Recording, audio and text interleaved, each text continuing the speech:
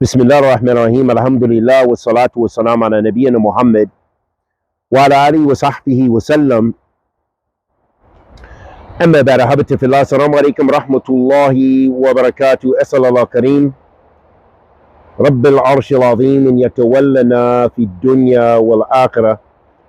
أحبتي في الله, we ask Allah subhanahu wa ta'ala to protect us and preserve us, to forgive us and guide us, rectify our condition and affairs, bless us to be of His obedient slaves, strengthen us in Iman, Islam, and Taqwa, and all of those traits which please Him. Ahabati fillah, the Prophet sallallahu alaihi wasallam has said, "Dunya sijnu mu'min jannatul kafir," that this life is a prison for the believer and it is paradise for the disbelievers. From this hadith of Rasulullah sallallahu alaihi wasallam, it shows us the importance of not overly indulging in this life, that we have to put this life in perspective and our goal should be the hereafter. Now that we've reached the holy month of Ramadan, this can be a time to actualize that of our ability in increasing our ibadah, things we normally wouldn't do, the normal worship we wouldn't invest ourselves in and be striving to achieve, tying ourselves more to the masjid, tying ourselves, trying to pray the night prayer,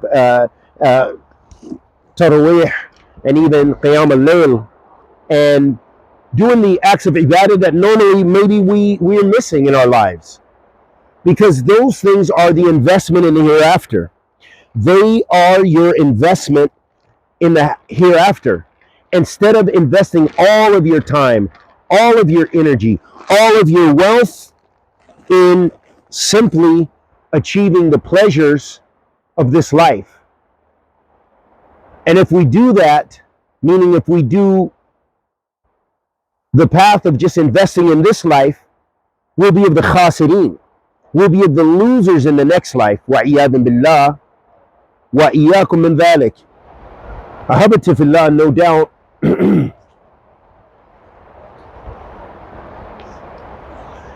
that we need to use our time wisely and invest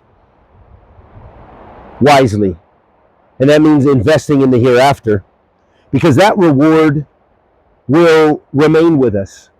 The time we spend in the remembrance of Allah subhanahu wa ta'ala, seeking His grace, His mercy, His favor, and His pleasure, supplicating to Him, reciting His book, of course fasting, and just doing everything that Allah subhanahu wa ta'ala loves, is the proper way to invest in this life.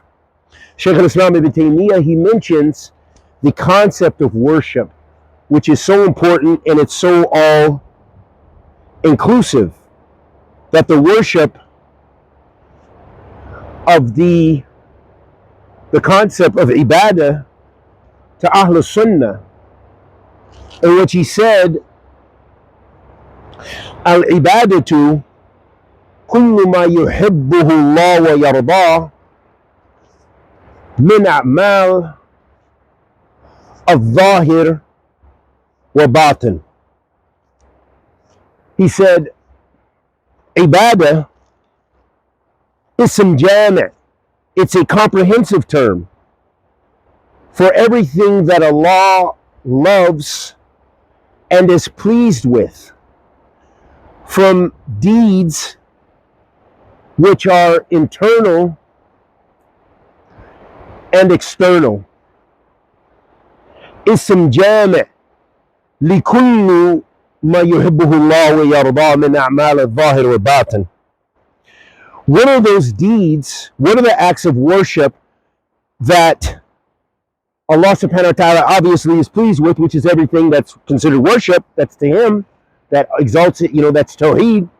But what are those actions of the heart? What is the ibadah that has to do with our hearts? The ibadah qalbiyya, ahabati fillah, refers to the actions of the heart, such as your tawakkul, your trust in Allah. Tawakkul on Allah subhanahu wa ta'ala, which refers to a tawakkul on Allah, i'timad on Allah wa fi'al asbab. It is making an effort to attain something and putting your heart, resting your heart with Allah subhanahu wa ta'ala as far as the results. That you're giving the affair to Allah. For example, the person who wants to improve their livelihood, that he is striving to get a better job. So he invests his time, he makes the asbab. He takes the asbab, the means to get this job by filling out applications, getting his resume or his CV together, getting his experience documented, things like this. And then he puts his application forward, and he follows it up with a phone call, perhaps. He has invested his time in trying to achieve that aim. But his heart, as far as the results or whether he gets that in the success, it comes from Allah subhanahu wa ta'ala. So the person leaves those affairs with Allah. That is the tawakkul on Allah subhanahu wa ta'ala. That's the true putting your trust in Allah wa ta'ala. Is that you've now invested your time and your energy, you've made the legitimate effort to attain that, get that new job, but now you're leaving the issue. If you get it, alhamdulillah. If you don't get it, alhamdulillah. And you're willing and ready to say, qaddar Allah wa ma sha fa'al, if you don't get it, if you don't achieve that. That is ibadah qalbiyah. That's one of the types of worship in the heart. Also, there's khashiyah, that you have fear, or khushu' in salat. You know, that you are you're concentrating, and your heart has the sakina, and it has comfort, tu'ma'nina. These are issues, types of worship that have to deal with your heart. Ibadat qalbiyah. Then you also have the ibadat al-lisan or lisaniyah. You have ibadah or worship which has to do with your things on the tongue. For example, the fact you take the shahada, you make dhikr, subhanallah, alhamdulillah, wallahu akbar, subhanallahi wa bihamdihi, subhanallah al-azim.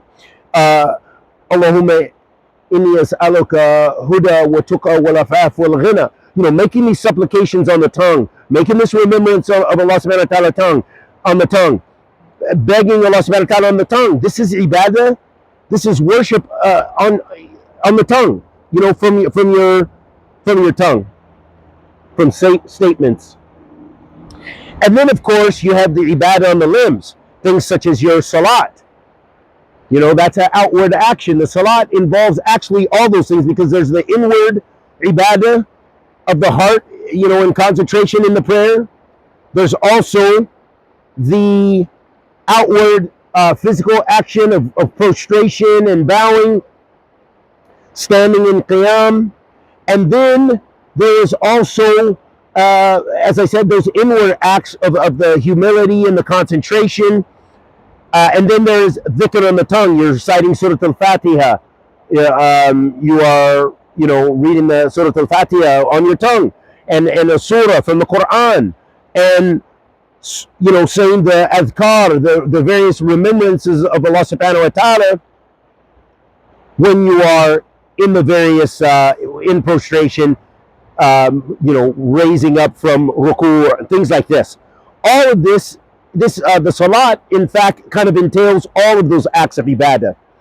So don't forget to use your time worshiping Allah subhanahu wa ta'ala, seeking the to Allah azza wa jal, asking His favor, asking for guidance, asking for His protection, asking for His mercy and His forgiveness. Because now this is the holy month of Ramadan, the time to ask for the forgiveness from Allah subhanahu wa ta'ala. And we ask and beg Allah subhanahu wa ta'ala, the Almighty, to accept our good and forgive our evil and protect us from kulli su' wa makruh. Bless us all with ikhlas, with tabat ala sunnah, sunnat al-Nabi sallallahu alayhi wa sallam. May Allah subhanahu wa ta'ala accept every good deed we do in Ramadan and forgive us for every mistake that we make in Ramadan and outside of Ramadan.